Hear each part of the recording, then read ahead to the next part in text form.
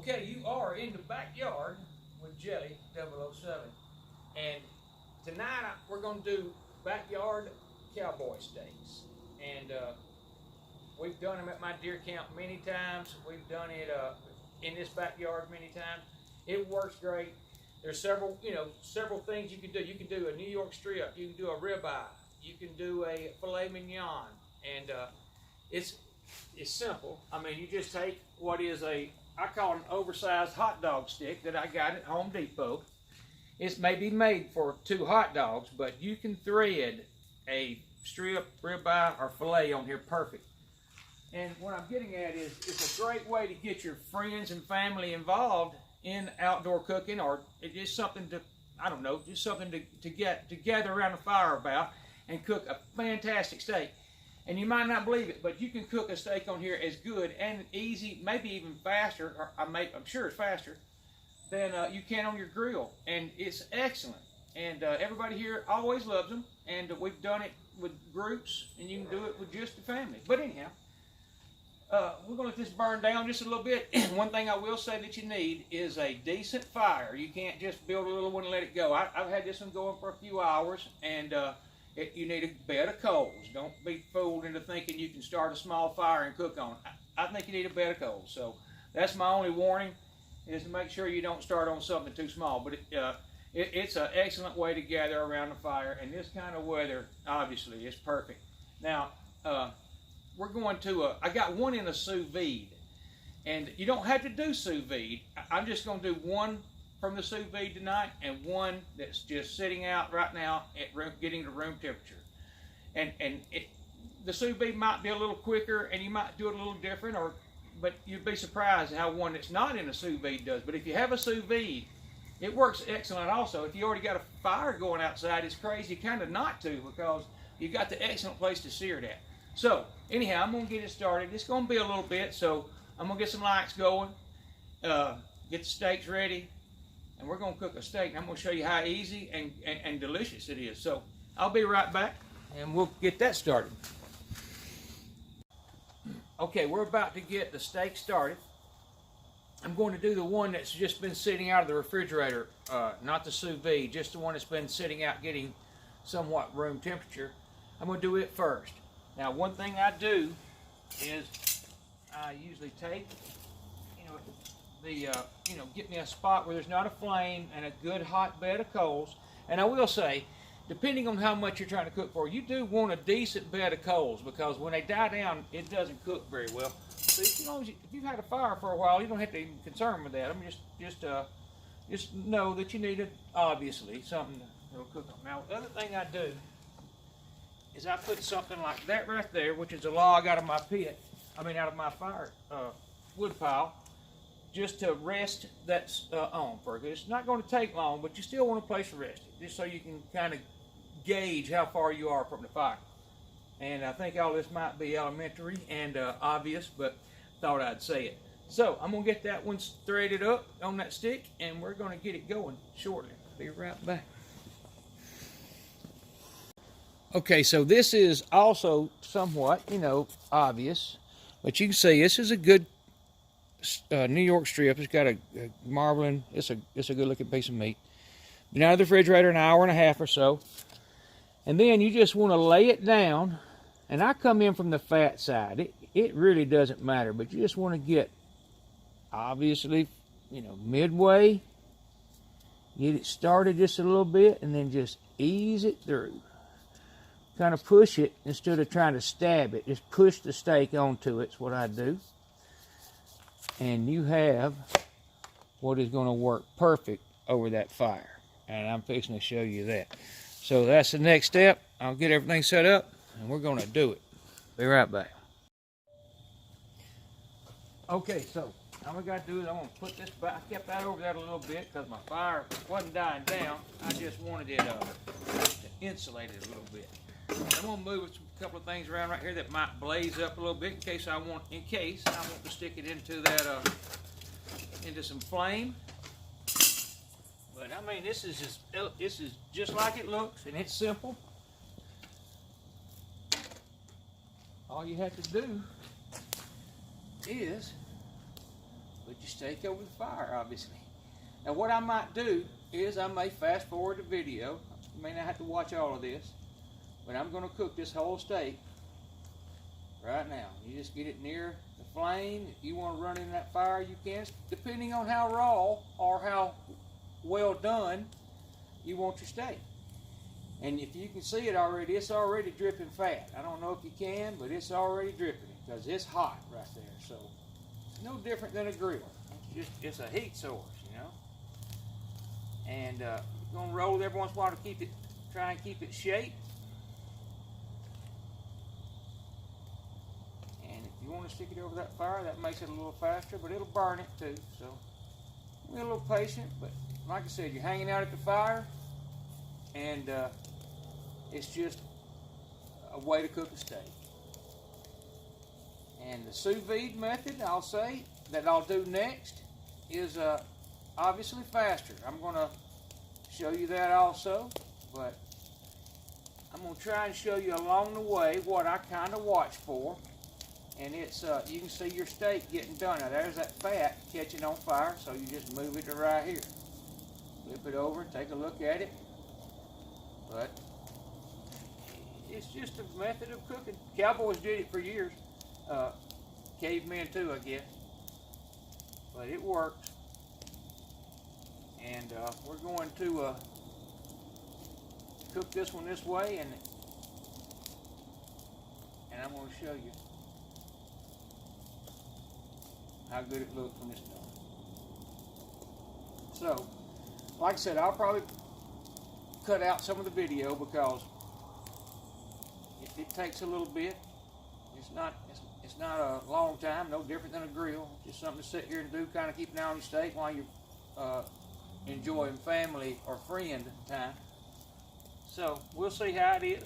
I'll come back in a minute if need be and show you exactly what it looks like when we're done. But you can see, you already know, you can see how long we've been on, and I'm sure you can already tell it's made a difference that quick. So, and you know, a lot of restaurants, high end, use they cook steaks at like 700 degrees. If you know that, they cook them at 700 under. A lot of them do it under a salamander, or a device that gets real hot on the top.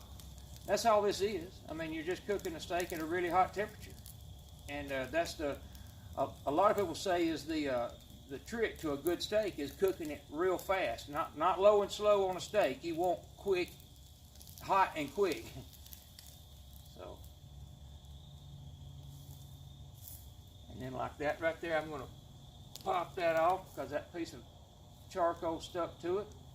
No big deal. It does not hurt anything.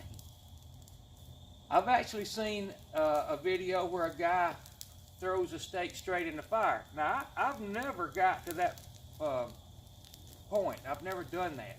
I think he could, I guess. Just looks to me like it would pick up some ash, but his didn't. So, but this way right here, a hot dog stick from, like I said, I don't know if I said it or not, but I think it was like $8 or $9 from Home Depot. And you just sit around a campfire and cook your steak. And we did it at my deer lease where I hunted for a long time. And that's where I started doing this at. And it worked so well that we came home, and nieces, or nephews mainly, nephews and brother-in-laws, we do this every once in a while, you know, and it's just, like I said, this kind of weather and this beautiful weather and temperature, this is a excellent way to cook a steak and get a little fun out of it, something different, you know. And you won't get no more natural. That's a true wood fire and true wood charcoal. And you know, you could even, if you really wanted to get, you know, anal about it, you could do hickory wood or something. But I don't know that'll have a lot of influence on the flavor of it, because I'm mainly cooking over the coal. It's not a smoke. It's not about the smoke, because it's mainly heat. So I'm not sure hickory wood, although I wouldn't have a problem at all with using it, I just don't know how much it would add. But it's something you could try, there's no doubt.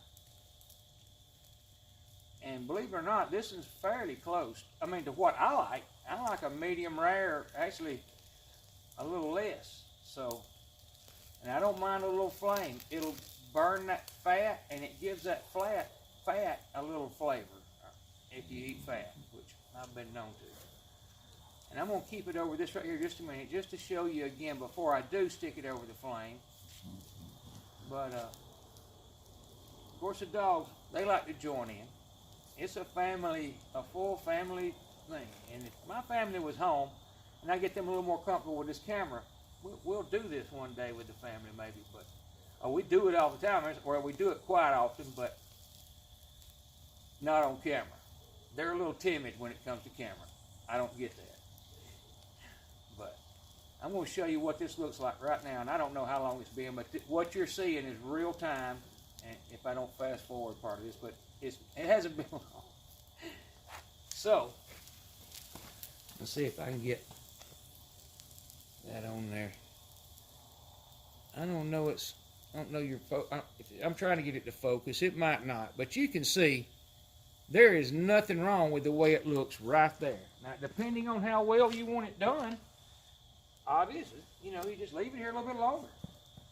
And that's not far from what I'm going to call done. So,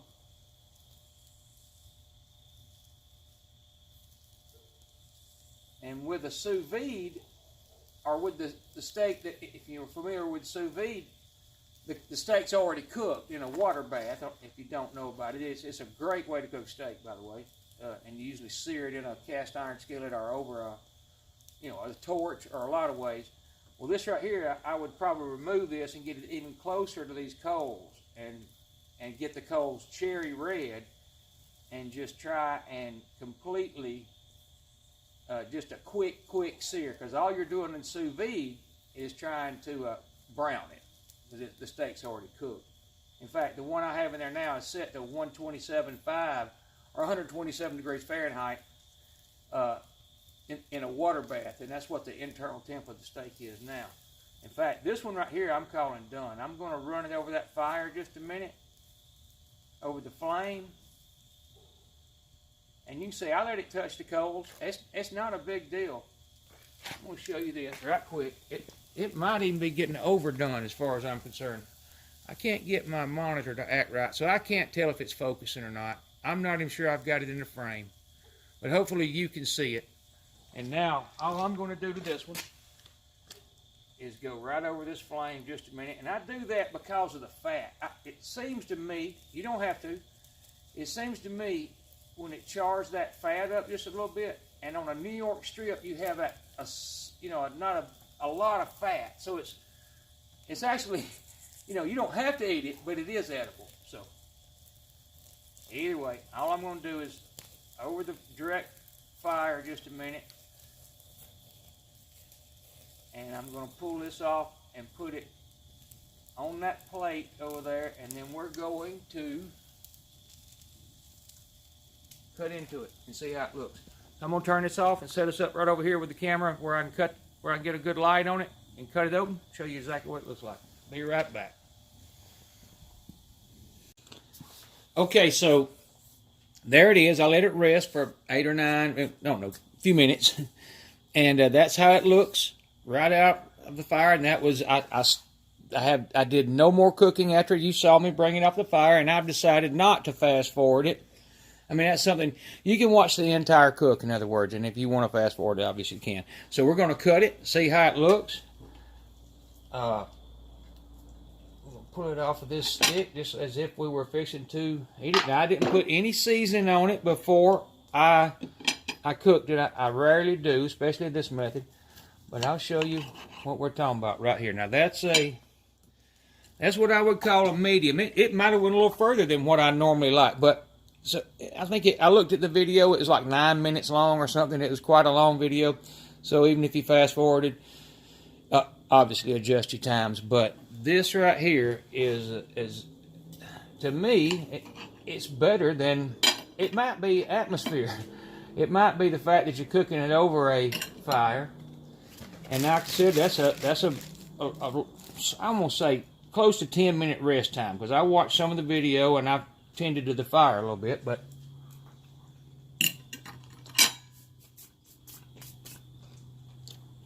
the bottom line is excellent. So, and I'll show you what I mean by the fat. You can see it's right there and there, and it charred up a little bit. To me, I eat it sometimes, you know, and I mean, I like it to char just a little bit fat. I don't know why, I just do. But anyhow, there it is.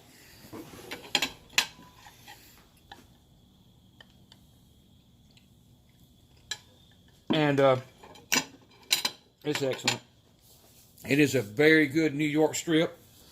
Ribeyes do the same way, and so do fillets, obviously. So now, I'm going to get the sous vide out in a minute. I've got the fire rolling again. Or it never really went out. I just threw some more logs on it. And I'm going to do the sous vide steak and show you how fast it does. Now, like I said, you'll have to time it yourself. I think it's around an 8-minute cook over that fire, but it'll be a little faster with the sous vide, but I'll be right back and we'll see how that does.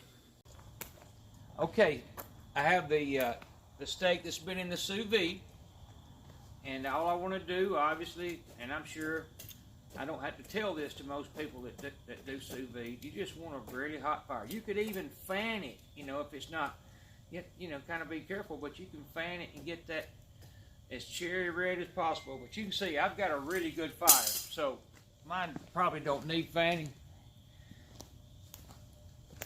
And now, all it's about is this. I mean, really close. And flames aren't going to hurt. Because this steak, for you that don't know about sous vide, this steak's already cooked. It doesn't even have to rest. Once it's browned, which all it does is that adds a little flavor and looks, but it's like I said, you don't even have to rest it. They're cooked internally. This one's 127.5, and this makes a good way to sear it, and kind of adds a little something different than what I normally use is a black iron skillet or a torch. So you could do this a little bit and then put a torch on it, and it's just a way to do it. And you can almost touch those coals with it. It's not even going to hurt if you do touch them. It's not going to. So.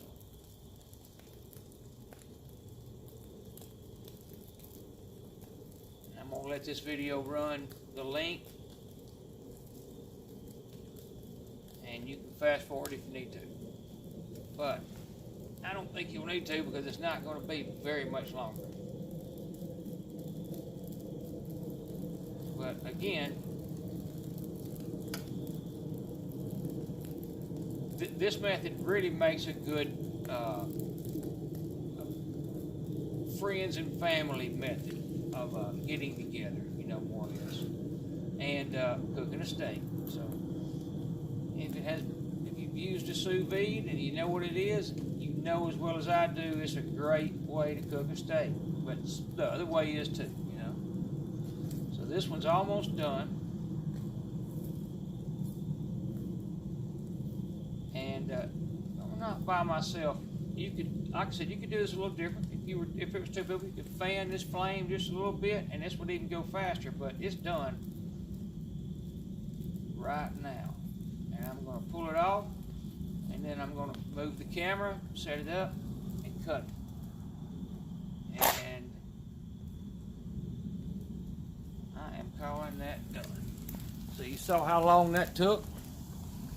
And again, I'll never get this I'm not sure I'm in the frame. I'm not sure I'm focused. My monitor doesn't want to work tonight. So, but you can see it. There it is. And it's already cooked. So no need to rest. I'm going to get it on here. And I'll be right back. Okay, so if I can stay out of the shadow, that is almost immediately, well, pretty much immediately walked over here from the fire. And I'm going to cut it open and let you see it. And that is it. And that right there is an excellent one. Both of those methods, the sous vide and that, well, you'll be able to look back on the other one and see the time it took to sear that. So if you're doing it for a lot of people, the sous vide would be a great way. A hot fire, you know, 5 or 6 steaks in the sous vide, and just walk out here and sear them right quick. And it's just a little added, I don't know, atmospheric, a little atmosphere to it. You know, a little bit of the, you're cooking over a fire, camaraderie, all of the above. But anyhow, not trying to explain all that, just saying this is, I promise you,